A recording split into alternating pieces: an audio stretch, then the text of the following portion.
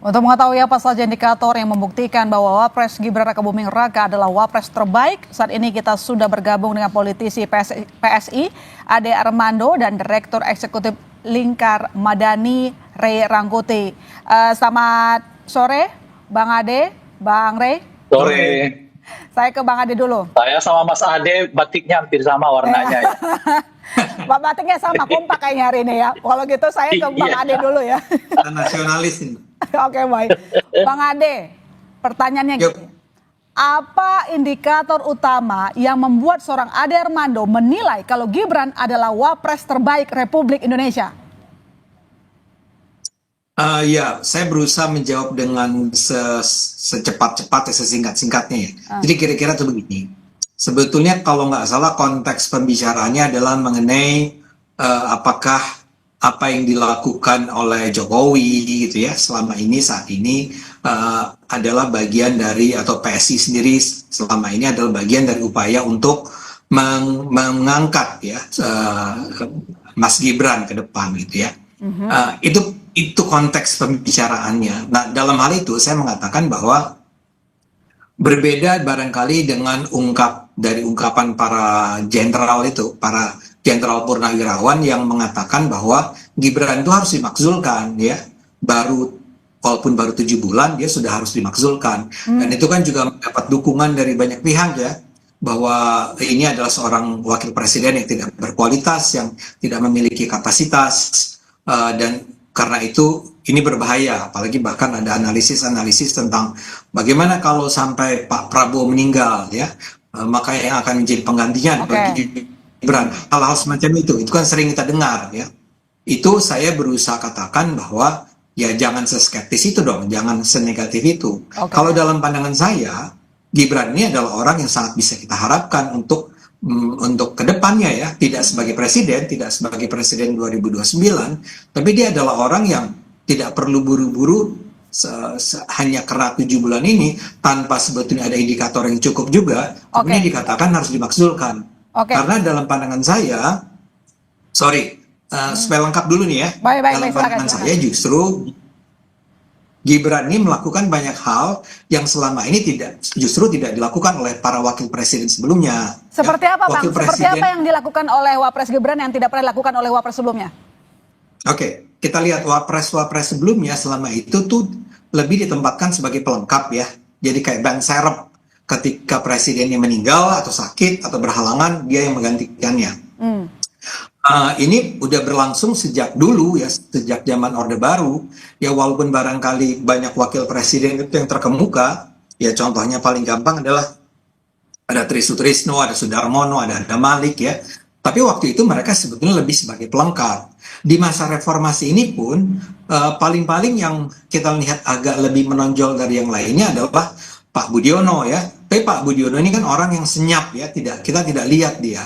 Sementara di zamannya Pak Prabowo ini kelihatan Pak Prabowo ini ingin agar wakil presiden ini lebih muncul, lebih sejak hari pertama dia menjabat sudah turun lapangan, sudah melakukan program, sudah bicara dengan masyarakat, sudah bikin video-video yang menjelaskan kepada masyarakat tentang program-program yang sebetulnya sulit kayak hilirisasi nikel, AI dan macam-macam. Nah, jadi apa yang dilakukan oleh Mas Gibran selama 7 bulan terakhir itu sudah dengan sangat baik menurut saya dia lakukan, dan menunjukkan bahwa kalau ini yang akan menjadi wakil presiden Pak Prabowo selanjutnya selama 5 tahun nanti, dia adalah seorang wakil presiden yang sangat bisa kita percaya, bisa sangat kita harapkan. Itu konteks. Konteksnya punya terobosan lah sebagai Wapres begitu. Saya ke Bang Ray. Bang Ray, baik.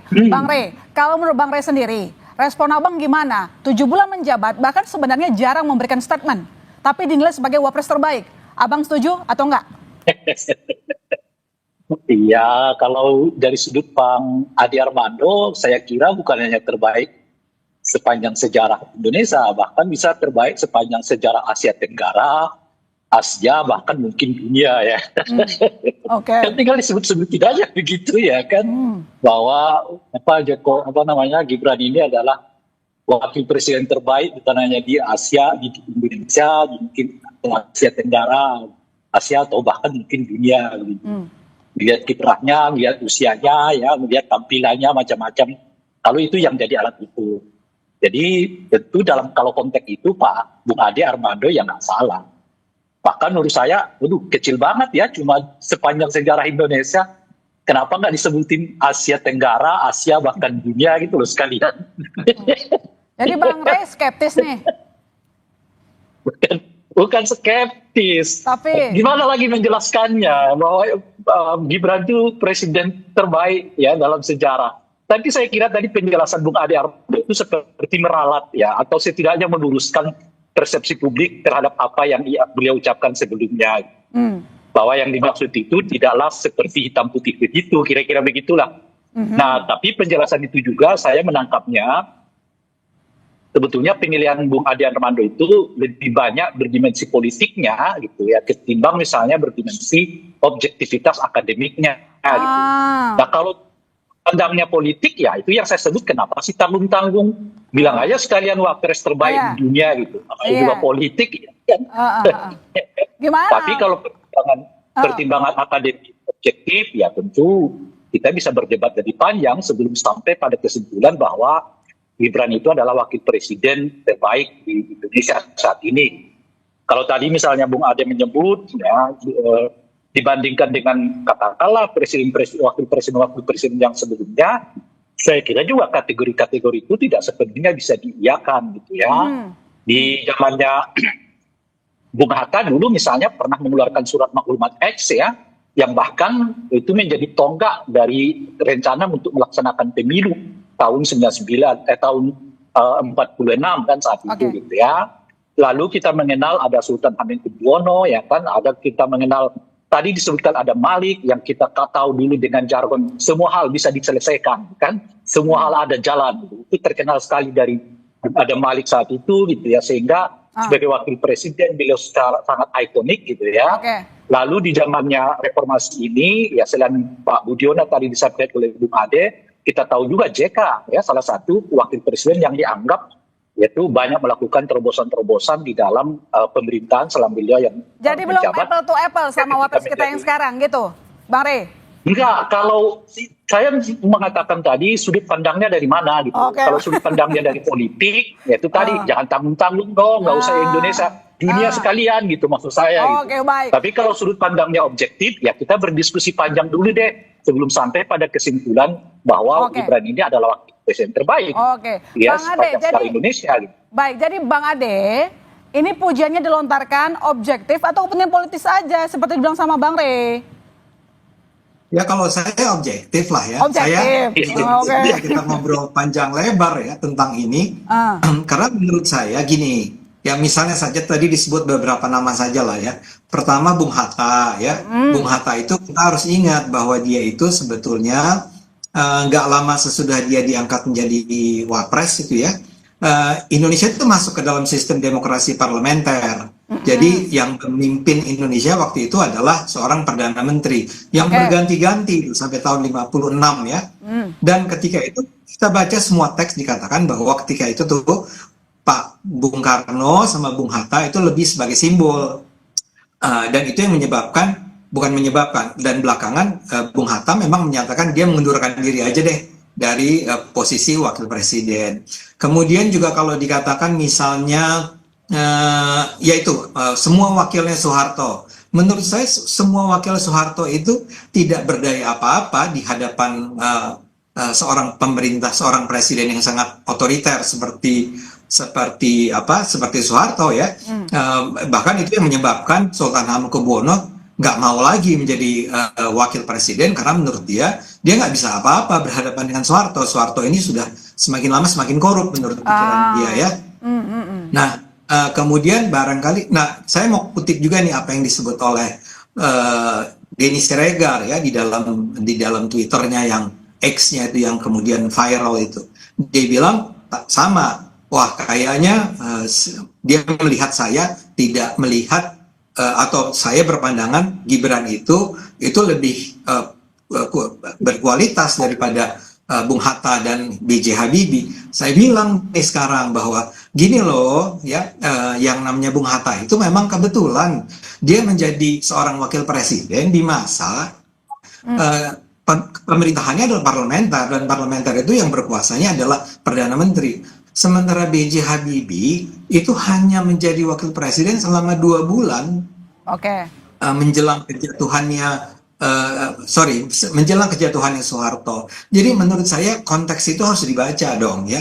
Ya buat saya sih, saya nggak lihat Asia Tenggara. Saya lihat buat Indonesia sekarang ini, Mas Gibran ini adalah seorang wakil presiden yang sangat qualified, sangat baik ya. Itu pendapat saya memang. Dan saya merasa bahwa ini saya sampaikan secara objektif ya, bukan sekedar politik. Buat apa pula saya bermain politik dalam hal ini, nggak ada untungnya juga kan ya. Jadi itu pendapat saya. Oke, Bang Rey, tapi sebenarnya ada nggak kira-kira tolak ukur untuk memberikan penilaian Nggak kepada ada pejabat tolak publik? ukurnya, Nggak semua ada. sekarang buat tolak ukurnya masing-masing. Bung Ade juga buat tolak ukurnya ya Nah, kan, tolak dengan ukurnya Bang mengatakan Ade bahwa kepada wapres kita sekarang ini sudah oke belum? Tepat nggak? Baru 7 ya bulan jelas. soalnya. Kalau cara pandang Bung Ade udah jelas kan, ya Nah, memang kalau begitulah. menurut Bang Rey gimana? Menurut Bang Rey gimana? Hah? Jelas Ya tidak lah. bagi saya ya jelas tidak juga. Jangankan bagaimana menjadi wakil presiden terbaik lahir dari 2 peristiwa yang sangat tercederai kan. Satu peristiwa pengangkangan konstitusi, yang kedua dinasti politik. Ya kan? Nah, jadi kalau proses menjadinya saja sudah keliru, ya kita tidak lagi berbicara dong apa tindak tanduknya sesudahnya gitu. Lebih-lebih contoh-contoh yang disebutkan tadi oleh Bung Ade, contoh-contoh di mana peran Gibran itu lebih karena Pak Prabowo memberi jalan Betul. gitu. Betul. Nah itu jadi artinya apa gitu? Artinya sih sebetulnya nggak beda jauh ini dari peran-peran wakil presiden yang dinafikan tadi oleh Bung Ade. Itu soal presidennya. Kalau sekiranya misalnya di zamannya Pak Jokowi ya Ma'ruf Amin diberi peran lebih besar, boleh jadi peran beliau juga lebih besar lagi. Nah, salah satu peran beliau yang besar itu kan adalah menjadi pemimpin bagi penyelesaian pemberdayaan dan juga meningkatkan kesejahteraan masyarakat Papua. Yang sampai sekarang jabatan itu tidak dimiliki oleh Gibran. Bahkan untuk menjadi koordinator aglomerasi pun sampai sekarang belum disampaikan oleh Pak Prabowo. Bang Rey tadi menyinggung Jadi soal tugas-tugasnya. Bang Rey tadi kan menyinggung soal dinasti politik. Artinya menurut Bang Rey sendiri bahwa sejarah ini, dinasti politik ini justru membuat buruk citra seorang Gibran Wapres? Ya, kalau prosesnya sebetulnya sudah tidak tepat, kita nggak lagi berbicara alirannya gitu. Yang hulunya aja udah keliru, apalagi di hilirnya gitu. Oke. Nah, jadi ya tepat lagi kita sebetulnya, tapi karena lah kita ikuti dulu alur berpikirnya Bung Ade begitu ya, kita ikuti dengan mengomentari pertautan-pertautan yang tadi. Misalnya soal waktu, ya keliru, masa dalam 6 bulan sudah yang lebih baik. Ya. Ya kan, sementara beliau menghindari. Kan Habibie cuma 2 bulan, misalnya begitu. Tapi dalam 2 bulan itu apa yang dilakukan oleh Habibie? Hatta kan cuma beberapa bulan, setelah itu parlementer kan. Ya. Artinya kita berbicara soal waktu gitu ya. Lalu disebutkan soal peran. Ya peran itu kan karena dimunculkan oleh presiden yang sedang berkuasa. Sehingga tidak tepat melihat misalnya peran Ma'ruf Amin gitu ya di periode kedua dari jabatannya Pak Jokowi. Oke, Bang Ade, gimana Pertanyaannya responnya? sebetulnya kenapa peran Pak Jokowi tidak begitu menonjol? Ya mungkin karena Pak Jokowi tidak beri peran itu. Kan argumennya begitu. Bahkan ketika nggak diberi peran itu pun, ya Pak Ma'ruf Amin masih sempat memimpin, yaitu peningkatan kualitas dan pemberdayaan masyarakat Papua kan. Yang itu sampai sekarang belum diterima oleh Gibran. Gibran ini ibarat bahasa yang simple aja lah kita sebut, masih tukang gunting pita lah gitu. Belum ada sebetulnya tanggung jawab besar yang dibebankan kepada saudara Gibran. Ingat ya JK misalnya ketika Pak SBY berangkat ke luar negeri, dia diberi amanah untuk menjaga ekonomi Indonesia yang berujung pada kasus munculnya Bank Senturi misalnya kan. Saat itu kan JK sebagai salah satu pionirnya dan seterusnya. Jadi intinya adalah menyebut Gibran sebagai wakil presiden terbaik dan tidak terbaik itu dengan kacamata sendiri-sendiri, ya silakan aja. Cuma yang menurut saya itu penilaian itu ya penilaian yang serba tanggung karena dasarnya tentang politik, nggak bisa dihindari, itu bukan politik gitu. Apalagi Bung Adi Armando yang merupakan ya kader dari satu partai yang adiknya presiden ya menjadi ketua umumnya ya. Jadi kalau Bung Adi mengatakan nggak ada sangkut pautnya, itu kerugian Bung Adi Armando kenapa ada di dalam partai itu gitu loh. Sehingga kalau berbicara yang menurut Bung Adi Armando sekalipun objektif, ya orang tetap akan bertanya bagaimana kita bisa memisahkan Adi Armando sebagai PSI dengan Adi Armando sebagai katakanlah akademik dengan pilihannya objektif. Gitu. Lagi pula ya apa namanya itu substansi yang disebutkan tadi oleh Bung Adi Armando memiliki kelemahan yang cukup banyak gitu, sehingga kelihatan kesimpulan bahwa Gibran itu sebagai presiden terbaik itu terlalu terburu-buru, terlalu dipaksakan dengan argumen yang tentu menurut argumen ala kadarnya yang menurut Bung Ade adalah argumen terbaik gitu.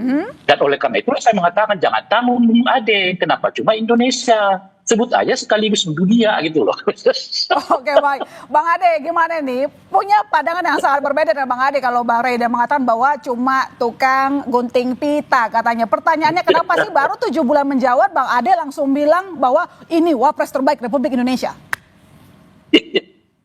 Ya, jadi pertama juga saya mau kasih catatan ya, kalau yang ngomongnya Ray Rangkuti, ya kita tahu semua lah, dia itu hidup mati anti Jokowi ya, Jokowi, Kaisang, Gibran, itu semuanya anti lah. Jadi apapun yang dilakukan oleh Gibran, oleh Kaisang, atau oleh saya yang memuji Gibran, itu pasti salah lah ya, bahkan dibawa-bawa ke Asia Tenggara, ke seluruh dunia dan seterusnya. Saya senang kalau orang mau bicara secara objektif tentang apa yang sudah dilakukan dan apa pencapaiannya Gibran, karena menurut saya apa yang satu hal memang saya setuju bahwa Gibran itu beruntung punya presidennya Pak Prabowo. Pak Prabowo ini seperti memang memberi kesempatan seluas-luasnya buat Gibran untuk ya lakukanlah. Misalnya kemarin itu dia sempat bikin ya taruhlah ini yang sekarang lagi ramai dibicarakan, seri video ya tentang hilirisasi, tentang AI ya, tentang yang mungkin memang nggak dipahami oleh Bung Rai sendiri kan. Ya jadi memang itu bisa dilakukan oleh Gibran karena diberi kesempatan oleh Prabowo. Saya senang bahwa Prabowo itu memberi kepercayaan yang sangat luas kepada seorang wakil presiden yang bahkan di masa-masa lalu tidak pernah dilakukan ya. Sekarang misalnya kita lihat ke Pak Jokowi ya. Saya yakin kalau Pak Jokowi itu wakil presidennya adalah Mahfud MD ya, yang sebetulnya semula hendak dia pilih sebagai wakil presidennya, kondisinya akan lain, akan diberi ruang yang lebih luas bagi Pak Mahfud MD untuk muncul. Tapi kan waktu itu partai-partai politik yang panik ketika Mahfud MD akan dipilih sebagai seorang wakil presiden, makanya ditekan agar jangan sampai Mahfud MD. Jadi muncullah Pak Ma'ruf. Pak Ma'ruf Amin ini penting karena kemudian gara-gara itulah barangkali kelompok-kelompok Islam ini tidak lagi bersemangat untuk menyerang ketidakislamannya Pak, tuduhan ketidakislamannya Pak Jokowi tidak terjadi kan? Ya tapi akibatnya ya tadi ya tidak mungkin ketika itu Pak Jokowi yang memberikan keleluasaan yang lebih luas ya kepada Pak Mahfud Amin, Pak Ma'ruf Amin. Tapi di masa-masa lalu kita juga tahu loh ya, misalnya saja di masa taruhlah SBY ya. SBY punya wakil presiden yang tadi disebut-sebut namanya Yusuf Kala. Yang terjadi mereka konflik ternyata ya, ketegangan, tidak harmonis sepanjang berapa tahun, bahkan ini melibatkan para pimpinan sendiri untuk tidak lagi bertemu dengan Pak dengan Pak Yusuf Kala ya. Jadi ada hal-hal semacam itu. Jadi saya sih ngerti bahwa kita lihat dari zamannya B.J. Habibie nggak ada wakil presiden. Gus Dur sama Megawati wakil presidennya juga nggak akur ya, bahkan Megawati dianggap sebagai salah seorang yang punya peran dalam menurunkan Gus Dur ya. Megawati punya wakil presidennya Hamzahas yang lagi-lagi ya pelengkap aja lah gitu ya. Nah SBY mula-mula dengan Yusuf Kala, kedua dengan Budiono yang tadi disebut. Nah saya mau bilang bahwa kita tuh sebetulnya juga nggak punya daftar wakil-wakil presiden yang sekaligus adalah orang-orang yang excellent, tapi juga menjalankan peran sebagai wakil presiden sebagaimana yang kita harapkan. Nah, disinilah keberuntungan Gibran. Dia dikasih kesempatan oleh Prabowo. Oke, baik. Gitu. Bang Rey, singkat saja dijawab Bang, apakah Abang tidak mau mengapresiasi bahwa tahun ini wakil presiden kita diberikan peran, diberikan ruang oleh Presiden Prabowo Subianto? Ya bagaimana saya mengapresiasinya? Kan contoh-contohnya sepele banget disebutkan oleh Bung Ade tadi. Misalnya pidato-pidato melalui YouTube, masuk itu yang jadikan sebagai salah satu indikator bahwa beliau ini kecemerlang gitu ya. Jadi Mestinya apa? sejujurnya saya nggak bisa berdiskusi lagi gitu loh. Mestinya apa kata Bang Ade? Mestinya apa kata Bang Ade, Bang Rey? Ya, kenapa? Mestinya apa kata Bang Ade? Singkat aja.